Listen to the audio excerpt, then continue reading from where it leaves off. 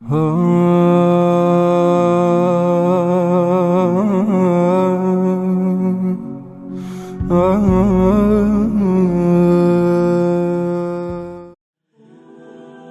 گرامی، دنیا کاروانسرای تجارت است.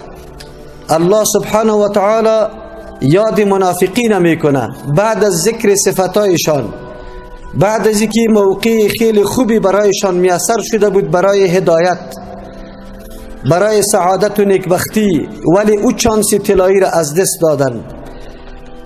الله سبحانه و تعالی امی معاملات منافقین به مثل یک سرای تجارت ذکر کرده.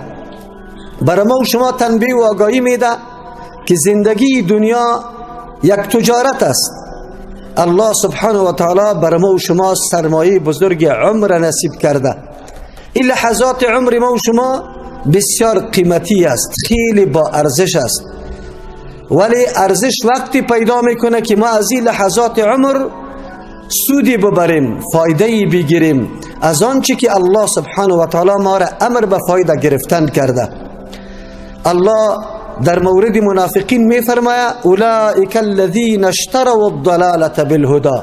الله اسباب هدایت فراهم کرده بود، برای ازوا امکانات داده بود که از اونموی امکانات خود استفاده درست بکنه، از مجلس پرنوری رسول الله صلی الله علیه و سلم استفاده عظیم بکنه.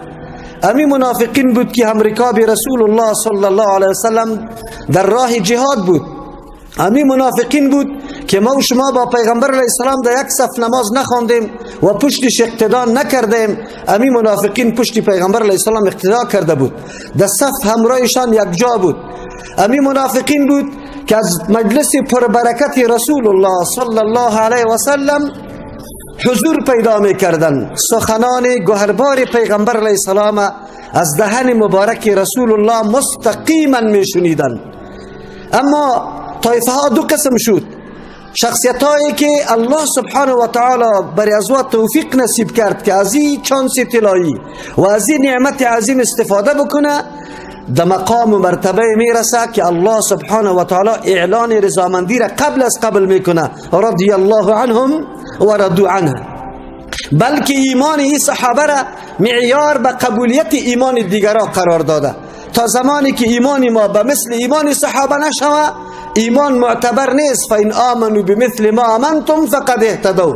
هدایت زمان نصیب ما میشه که ایمان ما به مثل ایمان صحابه رضی الله عنهم شوه.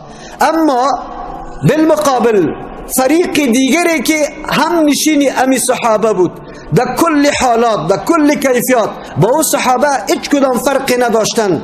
فقط فرق در ای بود که یک قلب بسیار تشنه بود، یک قلب عظمت پیغمبر را میشناخت، یک قلب درک کرده بود که ما چی مسئولیت دارم، و قلب دیگری نعوذ بالله در فکر مادیات دنیا، در فکر از اینکه توده کمی مردم چطور غلبه حاصل بکنه در مقابل طاغوتا و این امپراتوری های بزرگ فکر میکردن این دعوت و این سلسله شاید از بین رفتنی باشه، نباشه که سبا روز ما شرمنده شویم و در پیش کفار ملامت باشیم و سر ما دیگم تاخت و تاز بکنه. یک رای رو باگک امرای از ما داشته باشیم.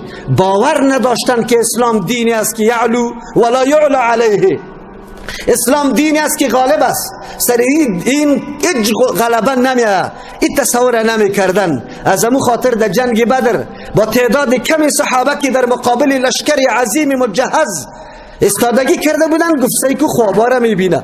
پیغمبر علیه السلام در جنگ خندق که میگفت ما در روشنایی و ضربه که به سنگ داده بود و در اونجا قصرهای شام، قصرهای فارس، قصرهای حبشه را میدید، یا خنده میکردن، استهزا میکردن. خودش از گشنگی حتی لقمه نداره که بخوره و گپ از قصور شام میزنه. بله، کسایی که در قلبش نفاق باشه، کسایی که در قلبش مرض باشه، کسایی که باورمندی به اسلام نداشته باشه، در مورد اسلام ابی تصور نادرست داره.